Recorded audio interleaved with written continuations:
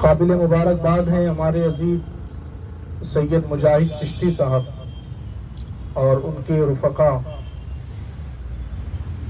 اور درگاہ حضرت بیکن شاہ ولی رحمۃ اللہ علیہ سے جڑے ہوئے تمام ہی احباب کہ جو وقتاً فوقتاً ایسی محفلوں کو سجاتے رہتے ہیں کہ جن محفلوں سے انسان کے ایمان کو تازگی ملتی ہے۔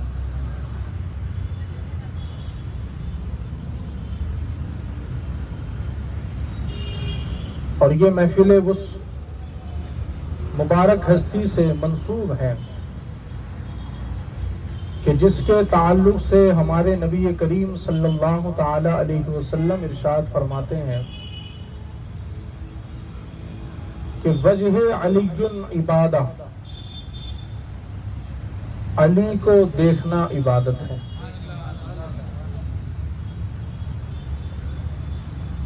مجمع میں مجھے تھوڑا سردی کا اثر معلوم ہوتا ہے، تو کیوں نہ نعرے حیدری سے محفل کو گرمایا جائے اور جوش محفل میں پیدا کیا جائے۔ میرے ساتھ لگائے نعرے حیدری، نعرے حیدری۔ نبی کریم صلی اللہ تعالی علیہ وسلم فرماتے وجہ علی عبادہ، علی کو دیکھنا بھی عبادت ہے، علی کو دیکھنا بھی عبادت ہے۔ آخر اللہ تبارک و تعالیٰ نے یہ مقام کیسے عطا فرمایا کہ ان کو دیکھنا بھی عبادت ہے؟ لیکن اسی محفل میں یار غار مصطفیٰ، یار مزار مصطفیٰ حضرت سیدنا صدیق اکبر رضی اللہ تعالیٰ عنہ بھی موجود تھے۔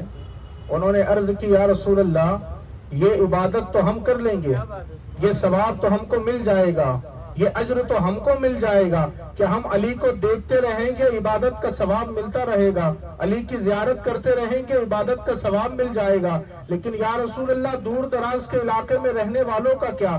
دور دراز کے علاقوں میں رہنے اور بسنے والوں کا کیا؟ وہ کیسے یہ ثواب حاصل کر سکتے ہیں؟ وہ کیسے یہ عبادت کر سکتے ہیں؟ اور آخرکار یا رسول اللہ، جب مولائے کائنات کا انتقال ہو جائے گا، وہ دنیا سے پردہ فرما لیں گے، اس کے بعد پھر ان لوگوں کو یہ اجر کیسے ملے گا؟ ان لوگوں کو یہ عبادت کا ثواب کیسے ملے گا؟ تو آپ دیکھیں تو صحیح، سوال کرنے والے کون ہیں؟ سوال کرنے والے حضرت سیدنا صدیق اکبر رضی اللہ تعالیٰ عنہ ہے۔ وہ سیدنا صدیق اکبر ہے جو اللہ اکبر دنیا کے اندر تمام نبیوں کے بعد جس کا مقام اور مرتبہ سب سے بڑا ہے، جو دنیا میں نبیوں کے بعد سب سے افضل ہے، وہ سوال کر رہے ہیں یا رسول اللہ، علی کو دیکھنا عبادت ہے۔ یہ بات تو ہم نے مان لیا، اس لیے کہ یا رسول اللہ یہ بات تو ہم نے مان لیا، لیکن یا رسول اللہ، علی کو تو صرف ہم دیکھ سکتے ہیں، دور رہنے والے نہیں دیکھ سکتے اور بعد آنے والے نہیں دیکھ سکتے۔ یا رسول اللہ، پھر ان کا کیا ہوگا؟ ان کے بارے میں کیا حکم ہے؟ تو میرے نبی نے فرمایا ابو بکر، پہلے میں نے کہا تھا وجہ علی کیوں نہیں عبادت، کہ علی کو دیکھنا عبادت ہے، لیکن اگر تم نے بات دور دراز رہنے والوں کی ہے، اگر تم نے بات بعد میں آنے والوں کی ہے کہ وہ کیوں محروم رہ جائے، تو آج محمد اعلان کرتا ہے ذکر علی کیوں نہیں عبادت، علی کا ذکر کرنا بھی عبادت ہے۔ یا علی، یا علی، علی کا ذکر کرنا بھی عبادت ہے۔ علی کو دیکھنا تو عبادت ہے ہی، علی کا ذکر کرنا بھی عبادت ہے۔ کیسی مقدس ذات ہے، کیسی مقدس ہستی ہے کہ جس کو دیکھنا بھی عبادت ہے اور جس کا ذکر کرنا بھی عبادت ہے، جس کی بات کرنا بھی عبادت ہے۔ اور بلکہ یہ تو بات اپنی جگہ مسلم ہے، لیکن میرے نبی علیہ الصلوۃ والتسلیم نے ارشاد فرمایا، اور یہ بات، یہ روایت جو میں بیان کر رہا ہوں، یہ کہیں اور سے نہیں، اہل سنت کی کتاب سے یہ روایت موجود ہے کہ میرے نبی کریم صلی اللہ تعالی علیہ وسلم نے فرمایا، خود مولا کائنات فرماتے ہیں، کہا خدا کی قسم، رسول خدا نے مجھے قسم دے کر کے کہا، علی مجھے رب العزت کی قسم ہے، تجھ سے کبھی کوئی منافق محبت نہیں کر سکتا اور تجھ سے کبھی کوئی مومن بغض نہیں رکھ سکتا۔ جس کے دل میں تیری محبت ہوگی، اس کے دل میں کبھی منافقت آ ہی نہیں سکتی۔ جس کے دل میں تیری محبت ہوگی منافقت نہیں آ سکتی. بلکہ صحابہ کرام خود فرماتے ہیں کہ جب ہم کسی محفل میں جاتے, کسی مجمع میں جاتے, کہ جب کسی کے ایمان کو پرکھنا ہوتا, کسی کے ایمان کو ٹٹولنا ہوتا, تو ہم اس محفل میں جا کر کے علی کا نام لے لیا کرتے تھے, علی کا ذکر کر لیا کرتے تھے, علی کے نام کا نعرہ لگا لیا کرتے تھے. اگر محفل میں بیٹھنے والے لوگوں کے چہرے پر مسکراہٹ آ جاتی تھی تو سمجھ جاتے تھے مومن والے یہ محفل نظر آتی ہے, اور اگر چہرے مرجا جاتے تو سمجھ جاتے منافقوں والی محفل ہے. تو اللہ نے مولا کائنات کو ایسی دیوار بنا دیا ہے, ایک طرف منافق ہے, دوسری طرف مومن ہے. اسی لیے تو ہم دعا کرتے ہیں صراط الذین انعمت علیہم, اے اللہ ہمیں ان لوگوں کے راستے پر چلا جن پر تیرا انعام ہوا ہے. اور مولا کائنات انہی ذاتوں کے اندر ایک ذات کا نام ہے, انہی شخصیتوں کے اندر ایک شخصیت کا نام ہے جن پر اللہ نے انعام فرمایا, بے حد انعام فرمایا. بلکہ میرے نبی کریم صلی اللہ تعالی علیہ وسلم نے تو مولا کائنات کو شیر خدا کا بھی لقب عطا فرمایا. ہاں, شیر ہونا کوئی معمولی بات تھوڑی ہے, اور وہ بھی شیر خدا. اصل میں اس کے پیچھے ایک واقعہ ہے, میں آپ کو وہ سناتا ہوں. جنگ خندق ہے.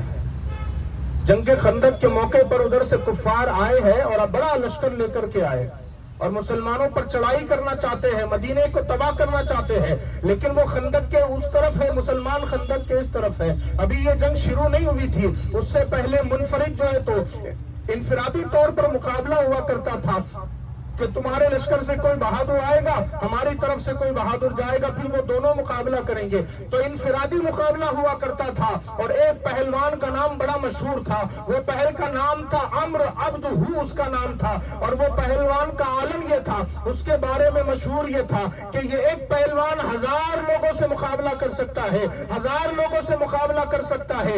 ایک پہلوان 1000 پہلوانوں سے مقابلہ کرنے کی طاقت رکھتا ہے.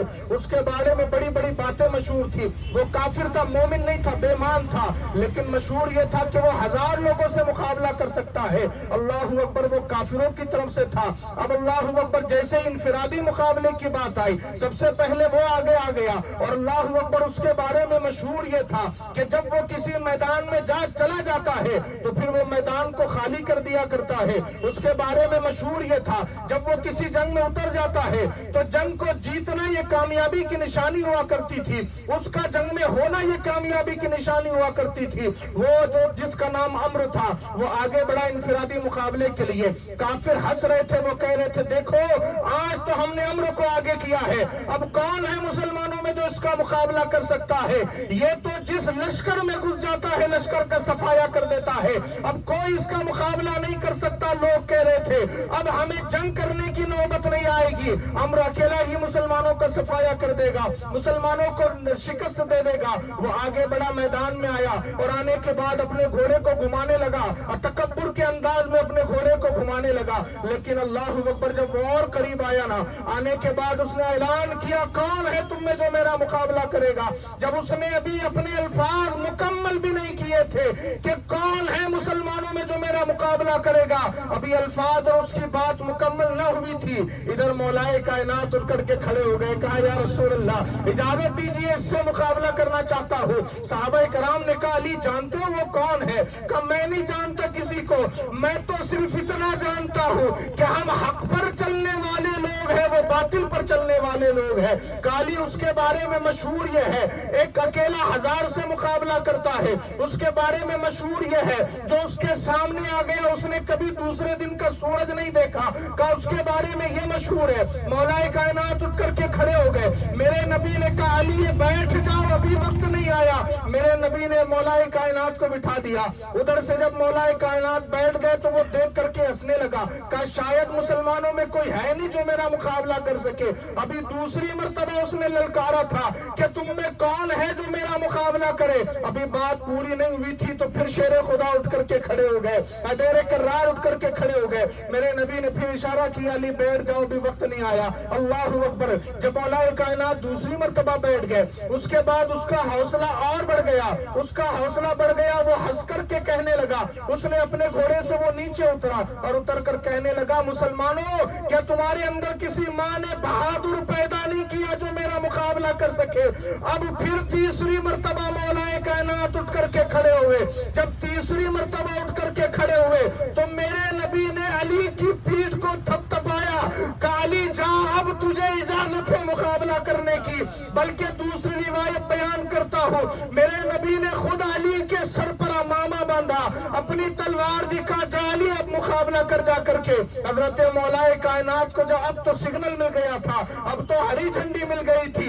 اس کے بعد مولا کائنات جب وہ تیار ہو کر کے گھوڑے پر سوار ہو کر کے جب میدان جہاد کی طرف جانے لگے، عمر کے سامنے جا کر کے کھڑے ہوئے تو چونکہ مولا کائنات کی عمر کم تھی، اس نے دیکھا تو کہا کیا مسلمانوں کے اندر بڑی عمر کے لوگ ختم ہو گئے ہیں جو بچوں کو مقابلہ کرنے کے لیے بھیج دیا؟ مولا کائنات نے کہا تو تلوار سے وار تو کر، پھر پتا چلے گا بچے کی تلوار کسے کہتے ہیں، بچے سے مقابلہ کسے کہتے ہیں۔ اللہ اکبر۔ اس نے کہا کیا تو جانتا ہے میں کون ہوں؟ کہا مولا کائنات نے کہا تو کون ہے؟ اس نے کہا مجھے عمرو کہا جاتا ہے، میرے بارے میں مشہور یہ ہے ایک اکیلا 1000 سے مقابلہ کر سکتا ہوں، اور اگر 1000 بھی سامنے آ جائے تو وہ زندہ بچ نہیں سکتے۔ مولا کائنات نے کہا مجھے افسوس ہے ان 1000 پر، آخر وہ کون تھے جو تیرے مقابلے پر آ گئے؟ اس لیے کہ اب تک تیرا مقابلہ بے ایمانوں کے ساتھ ہوا ہے، اب ایمان والے کے ساتھ تیرا مقابلہ ہے۔ اب 1000 کی بات رکھ کر کہا، اس کو غصہ آ گیا، کہا یہ بچہ مجھے دھمکی دیتا ہے کہ مجھے مار دے گا۔ اس نے کہا تو جانتا نہیں میں کون ہوں؟ عمرو مجھے کہا جاتا ہے۔ مولا کائنات نے کہا تو اپنی بات اپنے پاس رکھ، تو نہیں جانتا کہ میں کون ہوں؟ کہا تیرا نام کیا ہے؟ مولا کائنات نے کہا میرا نام انا الذی سمتنی امی حیدرہ، کہا میری ماں نے میرا نام حیدر رکھا ہوا ہے، کہا میرا نام حیدر رکھا ہے، حیدر۔ اس نے کہا اچھا اگر یہ بات ہے چل مقابلہ کر۔ مولا کائنات نے کہا چل پہلا موقع تجھے دیتا ہوں، پہلا موقع تجھے دیتا ہوں۔ کہا اچھا مرنے کی جلدی ہے؟ کہا تو وار تو کر۔ اب چونکہ طاقتور انسان تھا، اس نے اپنی تلوار کو گھما کر ایسا وار کیا، اتنا زوردار وار تھا اس کا کہ مولا کائنات کے ہاتھ میں جو ڈھال تھی نا وہ ڈھال کے 2 ٹکڑے ہو گئے، اور مولا کائنات کے امامے تک اس کی تلوار جا کر کے لگی، اتنا زوردار وار کیا۔ تو اب پھر شیر خدا تو شیر خدا ہے، وہ ادھر مقابلہ کر رہے، ادھر مصطفیٰ دیکھ کر کے مسکرا رہے، کہا دیکھو وہ میرا شیر علی کیسے مقابلہ کر رہا ہے، وہ دیکھو میرا شیر۔ اور عالم یہ ہے حضرت علی خود فرماتے ہیں، کہا میں وہ ہوں جو اللہ کا بھی شیر ہوں، رسول اللہ کا بھی شیر ہوں، اللہ کا بھی شیر، رسول خدا کا بھی شیر۔ اللہ اکبر۔ اس نے وار کیا تو مولا کائنات نے کہا تیری باری ہو گئی اب میری باری ہے۔ مولا کائنات نے پھر اپنی تلوار کو ایسے چمکتے ہوئے گھمایا کہ وہ سوچ بھی نہ سکا کہ تلوار کہاں سے آئی کب چلی گئی، ایسی تلوار کا وار کیا سر پر مولا کائنات نے کہ جسم کے 2 ٹکڑے کر کے گرا دیے۔ جب جسم کے 2 ٹکڑے ہو گئے، ادھر جو مسلمان صحابہ بیٹھے تھے انہوں نے جب علی کی سوار کو دیکھا تو نعرہ لگانے لگے کہ علی نے کیسے وار کیا، تو ادھر میرے نبی نے کہا پھر شیر بھی تو خدا کا ہے نا، پھر یہ شیر بھی تو خدا کا شیر ہے، یہ شیر خدا ہے، حیدر کرار ہے۔ حضرت عمر بن خطاب رضی اللہ تعالیٰ فرماتے مولا کائنات کی کچھ ایسی نے کیا ہے کہ اگر ان میں سے کچھ مجھے مل جاتی تو میرے مقدر عروج پر ہوتے، کچھ ایسی نے کیا ہے۔ حضرت علی المرتضیٰ رضی اللہ تعالیٰ نے جیسے ہی وار کیا اس کو واصل جہنم کیا، کافروں کے اسی وقت گھوڑے ٹھنڈے ہو گئے، کافروں کے جذبات اسی وقت ٹھنڈے ہو گئے۔ ان کی جتنی امیدیں تھی، کہا کہ جتنا آسان انہوں نے سمجھا تھا کہ یہ جا کر کے ہم جو ہے تو یوں ہی بچ جائیں گے، مسلمانوں کو قیدی بنا کر لے کر واپس آئیں گے، انہوں نے جو سوچا تھا انہوں نے دیکھ لیا۔ جب ایک ایمان والا میدان میں اترتا ہے تو میدان کا نقشہ بدل دیا کرتا ہے، میدان میں اترتا ہے تو میدان کا نقشہ بدل دیا کرتا ہے۔ اس کے بعد پھر زمانے نے دیکھا مولا کائنات کی شان کتنی عرفہ و اعلیٰ ہوئی کہ وہ شاعر نے کہا نا، کبھی دیوار ہلتی ہے کبھی در کانپ جاتا ہے، کبھی دیوار ہلتی ہے کبھی در کانپ جاتا ہے، علی کا نام سن کر اب بھی خیبر کانپ جاتا ہے، علی کا نام سن کر اب بھی خیبر کانپ جاتا ہے۔ اللہ اکبر. ابھی تو ہم نے مولائے کائنات کو میدان میں دیکھا نا، میدان میں کیسے جواں مردی کے ساتھ مقابلہ کر رہے تھے. بلکہ ہم مولائے کائنات کی بہادری کے قصے آپ کو کیا سنائے، ان کے بیٹے حسن حسین کی بہادری کے قصے اتنے اعلیٰ ہے تو پھر بابا کے قصے کتنے اعلیٰ ہو گئے. ہاں، امام حسین رضی اللہ تعالیٰ جدھر نظر اٹھا دیتے تھے یزیدی لشکر خالی ہو جایا کرتا تھا. تو جب بیٹوں کی یہ شان ہے تو بابا کی شان کا عالم کیا ہوگا، بابا کے مقام کا عالم کیا ہوگا. ابھی ہم نے دیکھا مولائے کائنات کو میدان میں لڑتے ہوئے، لیکن آپ دیکھیے گا دنیا کے اندر کچھ ایسے آپ کو مشہور لوگ نظر آئیں گے جو جنگ کے اندر اگر ماہر ہے تو وہ جنگ کے اندر ہی ماہر ہے. کچھ لوگ جنگ کے اندر ماہر ہے، مقابلہ کرنے میں، لڑائی کرنے میں، جھگڑا کرنے میں آگے ہے تو وہ اسی میں مشہور ہے. اور کچھ لوگ قلم ہاتھ میں اٹھانے میں مشہور ہے، کتابیں لکھنے میں مشہور ہے، بیان کرنے میں مشہور ہے، وہ اسی میدان کے اندر مشہور ہے. لیکن آپ نے کبھی یہ نہیں دیکھا ہوگا کہ کوئی میدان کے اندر بھی بہادر ہو، مشہور ہو، اور قلم چلانے میں بھی مشہور ہو. ایک خصلت کسی کے اندر پائی جاتی ہے، یا تو ادھر وہ میدان میں مشہور ہوگا، بہادر ہوگا، یا تو پھر ادھر وہ قلم پکڑنے میں مضبوط ہوگا. لیکن جب بات شیر خدا کی آتی ہے تو پھر بات بدل جاتی ہے. ادھر مولائے کائنات کو میدان میں دیکھا جائے تو ان سے بڑا کوئی بہادر نظر نہیں آتا، اور ادھر علم کے میدان میں دیکھا جائے تو نبی نے خود کہا کہ یہ علم کا دروازہ ہے. نبی نے خود کہا، دو حدیثیں، ایک انا دار الحکمہ و علی کیوں بابوا، علی حکمت، میں حکمت کا شہر ہوں، علی اس کا دروازہ ہے. اور ایک جگہ انا مدینۃ العلم و علی کیوں بابوا، میں علم کا شہر ہوں، علی اس کا دروازہ ہے. علم بھی ایسا کہ کوئی عام انسان مقابلہ نہیں کر سکتا، بلکہ خود حضرت عمر بن خطاب رضی اللہ تعالیٰ فرمایا کرتے تھے اگر علم کے معاملے میں علی نہ ہوتا تو عمر ہلاک ہو چکا ہوتا. ایسا علم کا فائدہ حضرت علی نے اپنے علم کا فائدہ پہنچایا امت کو. اور علم کی بات میں عرض کرنے لگا تھا، نبی فرماتے میں حکمت کا شہر ہوں، علی اس کا دروازہ ہے. میں علم کا شہر ہوں، علی اس کا دروازہ ہے. حکمت بھی نبی نے کہہ دیا، علم بھی نبی نے کہہ دیا. اور علم تو ایسا علم ہے، ایک آیت قرآن مقدس میں نازل ہوئی، ہمارے نبی علیہ السلام پر ایک آیت نازل ہوئی، شاید آپ نے پہلے نہ سنی ہو. ایک آیت نازل ہوئی اور اس آیت کے اندر قانون یہ تھا، چونکہ اب مسلمانوں کی تعداد زیادہ بڑھنے لگی تھی تو اب نبی کے پاس آ کر کے ملنے والوں کی تعداد بھی زیادہ بڑھنے لگی تھی. زیادہ لوگ آ کر کے ملاقات کرنا چاہتے تھے، زیادہ لوگ آتے، اور پھر جو آ جاتا تھا اس کا جانے کا دل نہیں کرتا تھا. کافی عرصہ جو ہے تو وقت وہ بیٹھا کرتے تھے، حضور سے باتیں کیا کرتے. صحابہ کرام ہمارے نبی کو دیکھتے تھے، چونکہ لگاتار ہمارے نبی علیہ السلام صبح سے لے کر کے شام تک کے لوگوں سے بات کرنے کے لیے بیٹھا کرتے تھے. تو صحابہ دیکھ کر پریشان ہو جاتے تھے کہ ہمارے نبی کو تکلیف ہو رہی ہے لیکن لوگ آ کر کے بات کرنا بند نہیں کر رہے. اور ہمارے نبی کا اخلاق ایسا تھا، ہمارے نبی نے کبھی کسی کو محفل سے اٹھایا نہیں.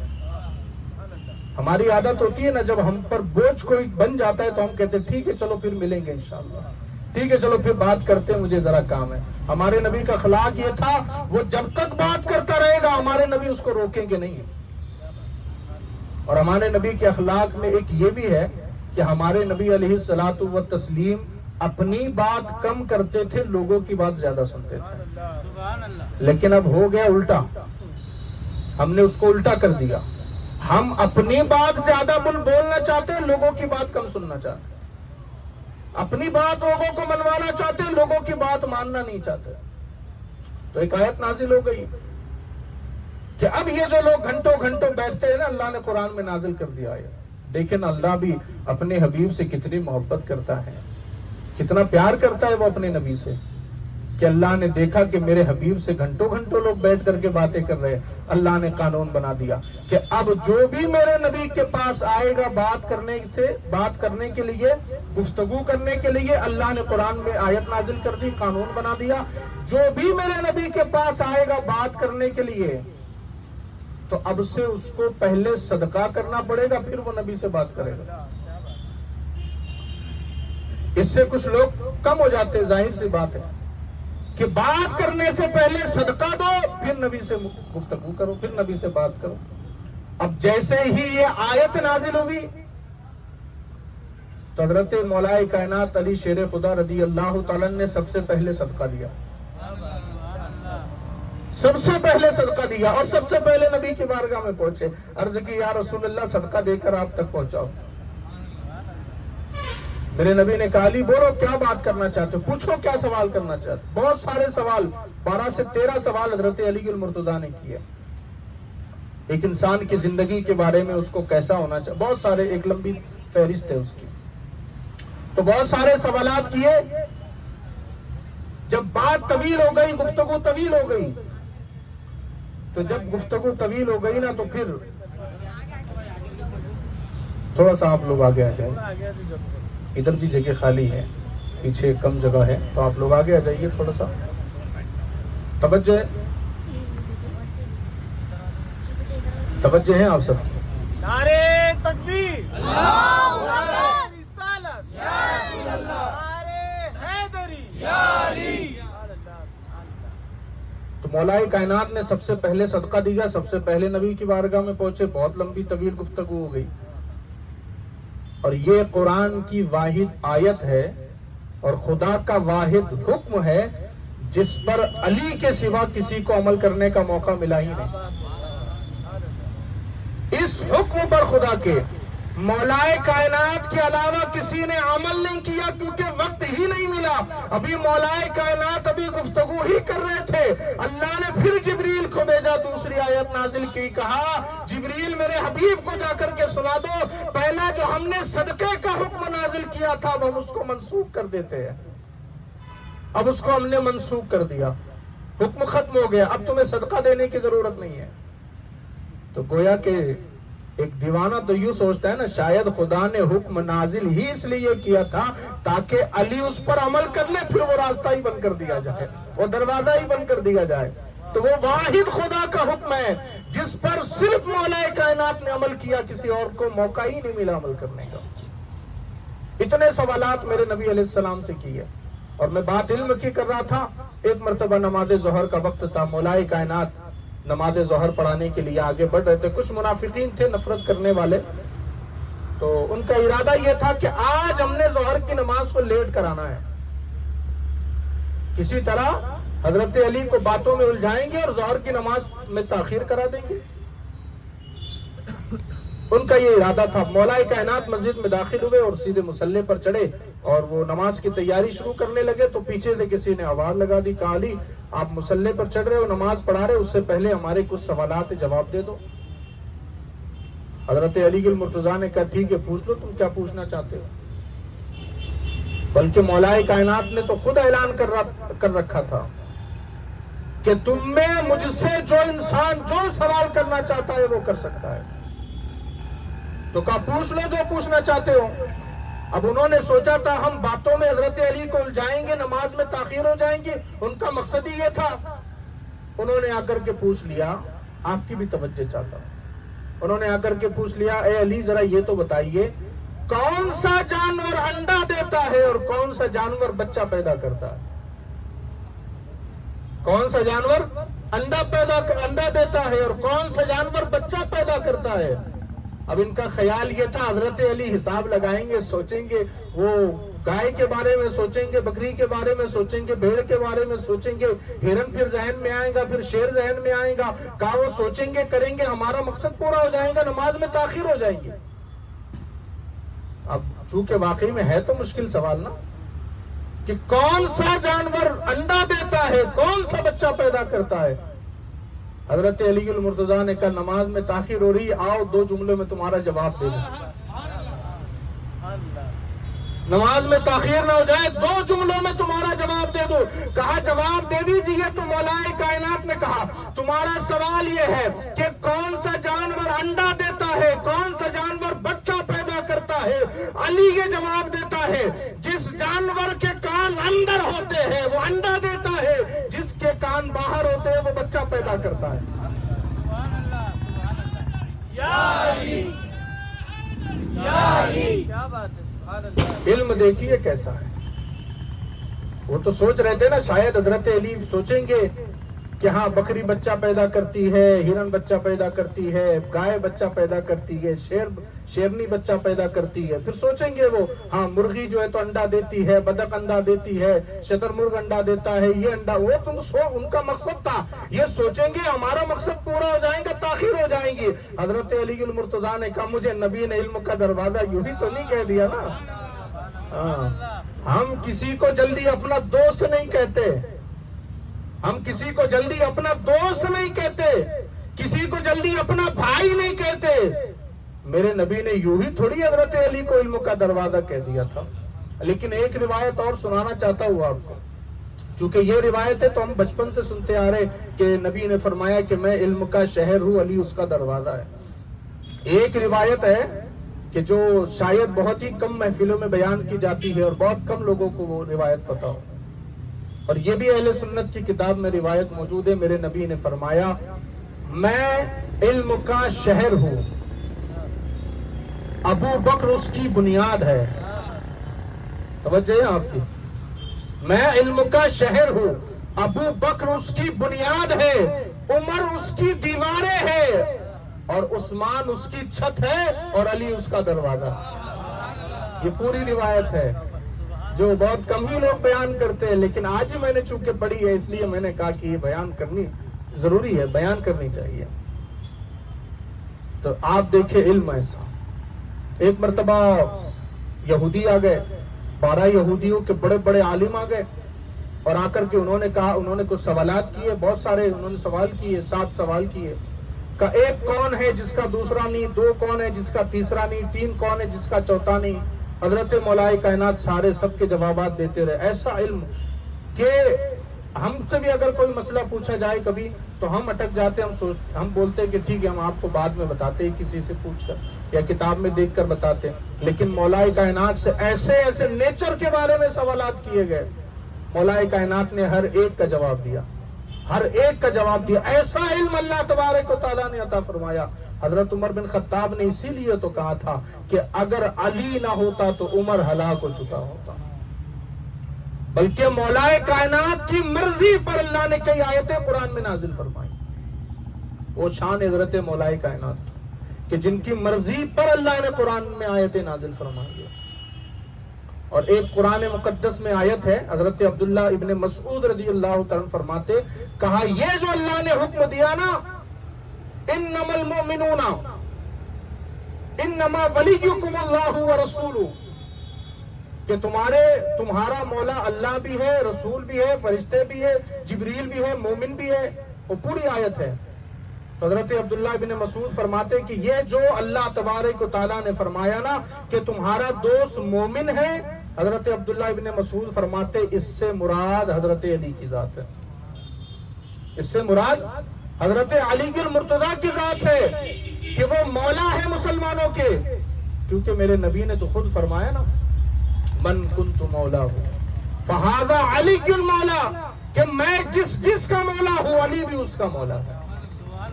اب مولا کو ہم معنی اس کا لیتے ہیں مددگار کے، ہم اس کا معنی لیتے ہیں مددگار، اسی لیے تو ہم مولا کائنات کو مشکل کشا کہتے ہیں. اسی لیے مولا کائنات کو مشکل کشا کہتے ہیں، کیونکہ مولا کائنات مشکل کشا ہے، وہ مشکلوں کو دور کرتے ہیں، وہ ہماری مدد فرماتے ہیں. لوگوں کو اعتراض ہوتا ہے کہ وہ حضرت علی کو مشکل کشا نہیں کہنا چاہیے، حضرت علی کو مولا نہیں کہنا چاہیے، لوگ اعتراض کرتے ہیں. تو ہم تو بس یہی کہیں گے جب ہمارے نبی نے کہہ دیا کہ میں جس کا مولا علی بھی اس کا مولا، میں جس کا مولا علی بھی اس کا مولا. اور ہم تو یہ کہتے ہیں کہ جب وہاں موجود حضرت ابوبکر صدیق نے مان لیا کہ علی آج سے تو میرا مولا ہے، جب ابوبکر صدیق نے مان لیا تو آج کا مسلمان کیوں انکار کرتا ہے؟ وہ کیوں کہتا ہے کہ ہم نہیں مانتے حضرت علی کو مولا، ہم نہیں مانتے مددگار، ہم نہیں مانتے حاجت روا، ہم نہیں مانتے مشکل کشا؟ اگر تم کو نہیں ماننا ہے تو نہ مانو، ہمارے لیے تو مولا کائنات مشکل کشا ہے. جب ہم مولا کائنات کی نسل میں آنے والے کئی نسلوں کے بعد آنے والے معین الدین کو جب ہم اپنا پیشوا مانتے ہیں تو مولائے کائنات کو ہم اپنا مولا کیوں نہیں مانیں گے؟ ہمارا تو یہ ایمان اور ہمارا عقیدہ ہے کہ اگر کوئی اجمیر چلا جائے اور اگر اس کے دل میں کوئی تمنا ہو، آرزو ہو، اللہ کی مدد سے غریب نواز اس کی تمنا پوری کر دیتے ہیں، اس کی آرزو پوری کر دیتے ہیں۔ تو جب یہ بیٹوں میں بیٹوں کا یہ عالم ہے تو مولائے کائنات کا عالم کیا ہوگا؟ حضرت علی المرتضیٰ کی شان کا عالم کیا ہوگا؟ حضرت غریب نواز رضی اللہ تعالیٰ عنہ کے دربار سے کس کو کیا نہیں ملتا؟ اللہ سب کچھ عطا کرتا ہے، بلکہ جو لوگ جاتے ہیں ان کو پتا ہے کہ وہاں سے کیا کیا ملتا ہے، وہاں سے کیا کیا ملتا ہے لوگوں کو پتا ہے، لیکن ہاں مانگنے کے لیے تڑپ دل میں پیدا ہونی چاہیے، دل میں احساس ویسا ہونا چاہیے مانگنے کا۔ حضرت اورنگزیب عالمگیر رحمت اللہ علیہ جب پہنچے نا، تاریخ میں لکھا ہے حضرت اورنگزیب عالمگیر جب دربار میں پہنچے نا تو بادشاہ تھے وقت کے، لیکن جب پہنچے سلطان الہند کی بارگاہ میں تو اپنی داڑھی سے انہوں نے فرش کو صاف کیا ہے، اپنی داڑھی سے فرش کو صاف کیا۔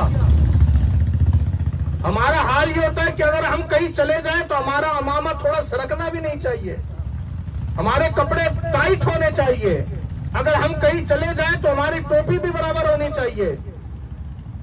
لیکن وہ بادشاہ ہو کر بھی جانتے تھے کہ یہ تو اصل بادشاہ ہے، سلطان ہے، یہ تو اصل بادشاہ ہے ہندوستان کے۔ اورنگزیب عالمگیر پہنچے نا تو ایک نابینا شخص تھا، وہ وہاں پر بیٹھ کر کے جو ہے تو کر رہا تھا غریب نواز سے، کہا غریب نواز مجھے آنکھیں نہیں ہے، آپ دعا کریں کہ آنکھیں مل جائے۔ حضرت اورنگزیب عالمگیر نے کہا اچھا میں جا رہا ہوں ابھی دربار میں حاضری کے لیے، میرے واپس آنے تک اگر اس کو آنکھ نہیں ملی تو اس کی گردن کاٹ دینا، اس کی گردن اڑا دینا۔ اب جب اس نے سن لیا کہ بادشاہ وقت نے کہا ہے، کوئی عام انسان تو ہے نہیں، انہوں نے کہا ہے تو کر بھی دیں گے، تو اب پھر رونے لگا، تڑپنے لگا، غریب نواز کی بارگاہ میں عرض کرنے لگا یا خواجہ معین الدین چشتی، آپ تو نائب رسول ہے، سلطان الہند ہے، اللہ نے اپنے خزانوں کی چابی آپ کو عطا کی ہے، سرکار اب تو جان پر بنائی ہے، پہلے آنکھیں نہیں تھی اب تو جان بھی چلے جائیں گی، سرکار کرم کر دیجئے، روشنی آ جائے، آنکھیں آ جائے۔ ابھی وہ تڑپ کر کے دعا کر رہا تھا تو اللہ نے غریب نواز کے صدقے اسے آنکھیں عطا کر دی۔ جب وہ باہر نکلا نا، جب وہ باہر نکلے حضرت اورنگزیب عالمگیر تو دیکھا اس کو آنکھیں مل گئی تھی۔ حضرت اورنگزیب عالمگیر نے عقیدہ دے دیا، کہا لوگو میں تجھے قتل نہیں کرنا چاہتا تھا، میرا مقصد یہ نہیں تھا کہ میں غریب نواز پر اپنی عقیدت نہیں رکھتا ہوں، بلکہ میں دنیا والوں کو یہ بتانا چاہتا ہوں اگر تمہارے پاس مانگنے کا طریقہ ہو تو ہر ایک چیز تمہیں دی جاتی ہے، ہر ایک چیز تمہیں ملتی ہے۔ ولیوں کے آستانے سے کیا نہیں ملتا، ولیوں کے آستانے سے انسان کو کیا کچھ نہیں ملتا۔ اور یہ سب جو آپ کو ولی نظر آ رہے ہیں نا، یہ سب کون ہیں؟ یہ سب اس وقت ولی بنے ہیں جب مولائے کائنات نے ان کو ولایت عطا کی، جب مولائے کائنات نے اجازت دی ہے تب ولی بنے ہیں۔ تو جب یہ جن کو علی کی اجازت سے اللہ نے ولایت عطا کی ہے ان کی یہ شان ہے تو علی کی شان کا عالم کیا ہوگا۔ بلکہ ایک بہت ہی دلچسپ واقعہ مجھے یاد آ گیا، حالانکہ یہ مجھے بیان نہیں کرنا تھا لیکن یاد آ گیا۔ حضرت داتا علی اجویری رحمت اللہ علیہ پاکستان میں ہے، اور حضرت داتا علی اجویری کا مقام بتاؤ آپ کو کیا ہے؟ جب غریب نواز مدینے سے ہندوستان تشریف لا رہے تھے تو جیسے ہی وہ اس وقت کے ہندوستان میں آپ نے قدم رکھا تو آپ کو دور ایک نور کا مینار نظر آیا۔ یہ غریب نواز نے خود اپنی کتاب میں لکھا، نور کا مینار نظر آیا۔ آپ اس کی طرف جانے لگے، جاتے رہے، جب اس کے قریب پہنچے نا تو آپ نے وہاں جا کر کے پوچھا کسی سے، کہا یہ کیا چیز ہے؟ تو لوگوں نے کہا یہ داتا علی اجویری کا مزار ہے۔ غریب نواز سے بھی پہلے کے بزرگ ہیں، بلکہ غریب نواز نے وہاں 40 دن رک کر کے چلہ بھی کیا ہوا ہے۔ اور جب وہاں سے واپس لوٹ کر کے آنے لگے نا تو غریب نواز نے کیا کہا تھا داتا علی اجویری کے بارے میں؟ غریب نواز نے کہا تھا، معین الدین نے داتا علی اجویری کے بارے میں کہا تھا، گنج بخشے فیض عالم مظہر نور خدا، ناقصارہ پیر کامل کاملارہ رہنما۔ یہ میرے غریب نواز نے داتا علی اجویری کے بارے میں کہا تھا۔ تو سوچو داتا علی اجویری اجمیری کا مقام کیا ہوگا؟ ان کے مزار کے باہر ایک بندہ بیٹھا ہوا تھا، بھیک مانگ رہا تھا، وہ کہہ رہا تھا داتا صاحب 10 روپے دے دو، داتا صاحب 10 روپے دے دو۔ ایک ایسا شخص وہاں پر آیا جو داتا علی اجمیری کو ماننے والا نہیں تھا، بس گھومنے کے لیے مزار پر آ گیا تھا۔ وہ آ کر کے اس نے دیکھا کہ یہ داتا علی اجمیری سے مانگ رہا ہے۔ اس نے کہا کیسا بدنصیب انسان ہے، اللہ سے مانگنا چھوڑ کر ولی سے مانگ رہا ہے، مزار والے سے مانگ رہا ہے۔ اللہ اکبر وہ کہہ کر کے چلا گیا۔ اس نے جا کر کے اندر چکر لگایا، آ کر کے واپس جب وہ آنے لگا، واپس جب جانے لگا تو پھر وہی فقیر تھا، پھر وہی فقیر وہی کہہ رہا تھا یا داتا صاحب 10 روپے دے دیجئے، داتا صاحب 10 روپے دے دیجئے، داتا صاحب 10 روپے دے دیجئے۔ اس نے کہا تیرے داتا صاحب تجھے 10 روپے نہیں دینے والے، اس لیے کہ اگر دینے والے ہوتے تو کب کا دے چکے ہوتے۔ میں اندر گیا، اندر جا کر کے میں نے چکر لگایا، اب واپس میں جا رہا ہوں، اب تک تو تجھے 10 روپے نہیں ملے، لیکن ہاں تیرے داتا صاحب تجھے 10 روپے تو نہیں دینے والے، لیکن اگر تجھے 10 روپے کی ضرورت ہے تو ہاں میں تجھے 10 روپے دے دیتا ہوں۔ اس نے اپنی جیب سے نوٹ نکالا، اس فقیر کے ہاتھ میں رکھا، کہا لے 10 روپے تیری ضرورت پوری ہو جائیں گی۔ وہ ہنسنے لگا فقیر، اس نے کہا ہنستا کیوں ہے؟ تجھے تو رونا چاہیے کہ تیرے داتا تجھے 10 روپے نہیں دے سکتے، میں نے تجھے 10 روپے دیے ہیں۔ اس نے کہا میں یہ سوچ کر کے نہیں ہنس رہا ہوں۔ کہا ہنسنے کی وجہ کیا ہے؟ اس نے داتا علی اجمیری کے گنبد کو دیکھ کر کے کہا داتا تمہارے بھی شان بڑے نرالے ہیں، تم نے 10 روپے دیا بھی تو کس کے ہاتھ سے؟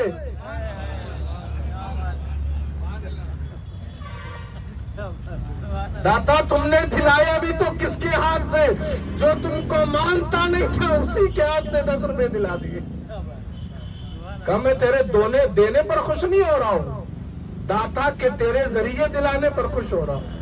تو یہ ولیوں کا حال ہے، تو سوچے مولا کائنات کی شان کا عالم کیا ہوگا، مولا کائنات کا مقام کیا ہوگا، ان کا مرتبہ کیا ہوگا۔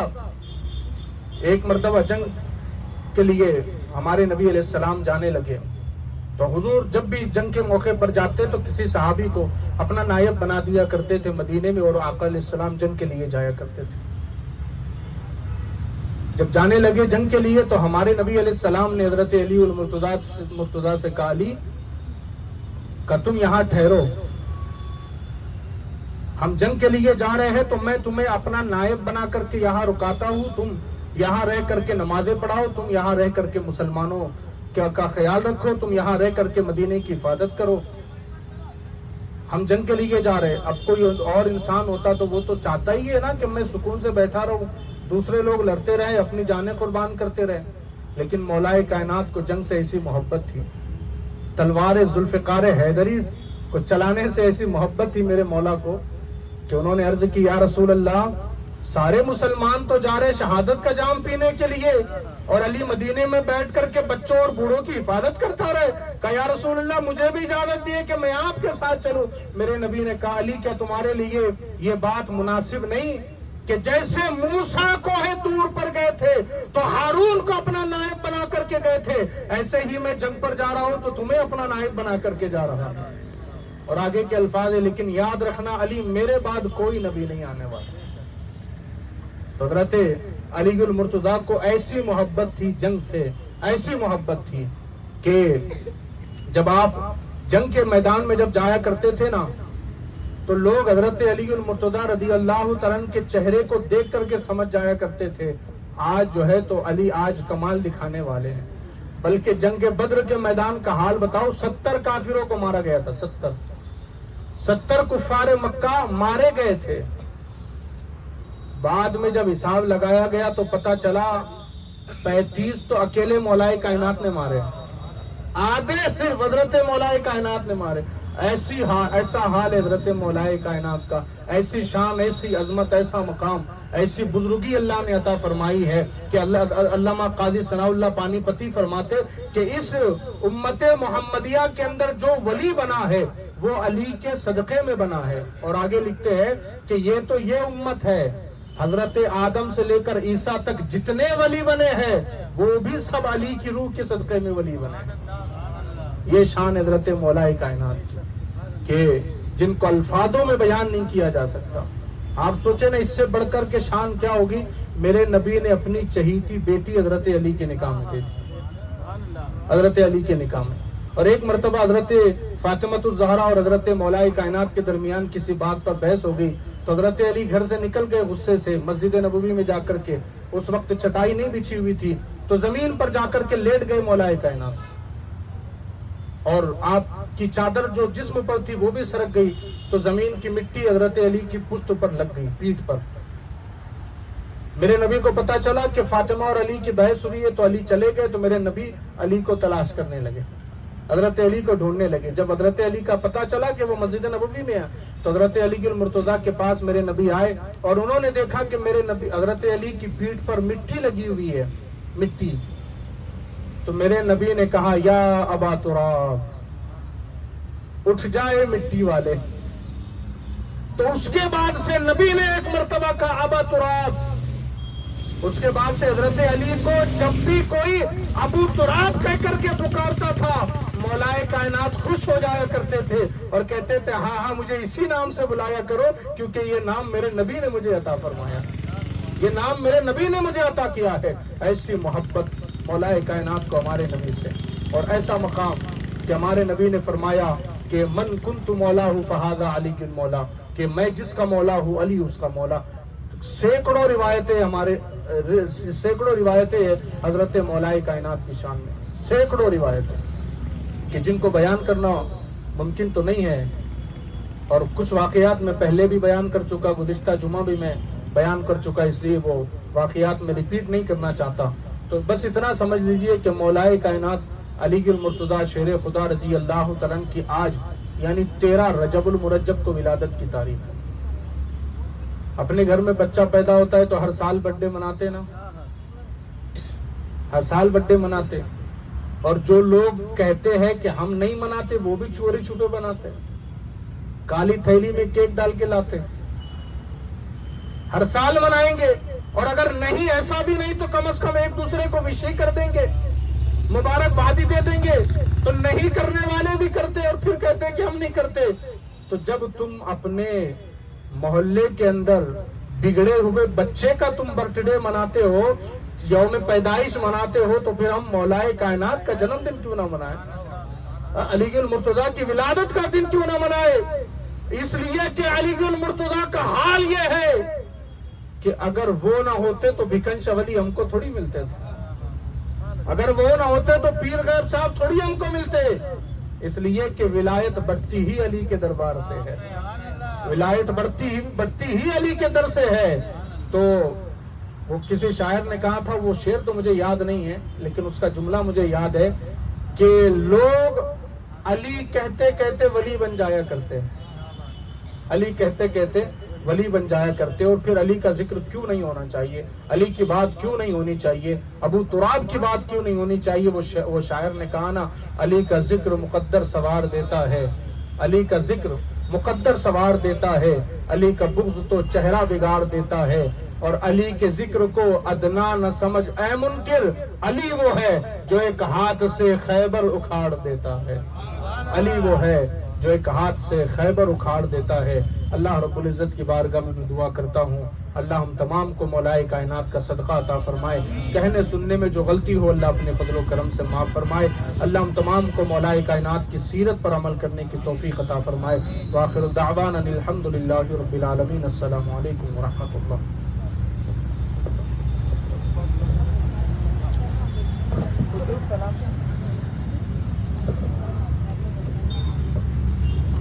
کعبے کے بدرو دجا تم پہ کروڑوں درود, طیبہ کے شمس و ضحیٰ